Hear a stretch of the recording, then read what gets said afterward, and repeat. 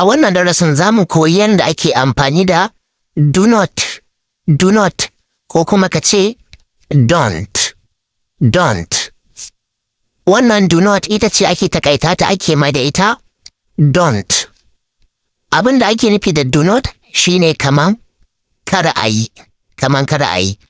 Kun ga wannan kalmar do tana nufin yi, kalmar do tana nufin yi. Do not kuma tana nufin tana kore yi, ma'ana kishiyar yi kenan. Ita ce do not, ana takaita ta ana sa mata don't gata nan. Na farko, don't do it. Kar ka yi shi. Don't forget. Kar ka manta.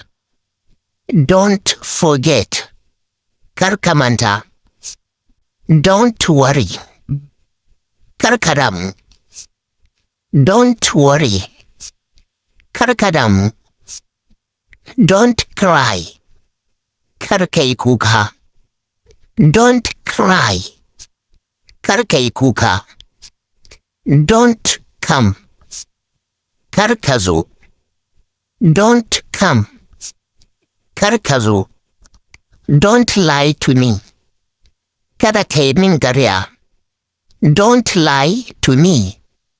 Kada ka yi min ƙarya. Ga mutanen da suke so su iya magana da Turanci ko suke so su iya karatu da rubutun Turanci, ko da baka taɓa zuwa makaranta ba, ko karatu da rubutu na Hausa, ko da baka taɓa shiga aji ba, to kai tsaye ai mana magana ta WhatsApp ga namban mana akan sikirin, ko kuma a duba profile akwai namban mu.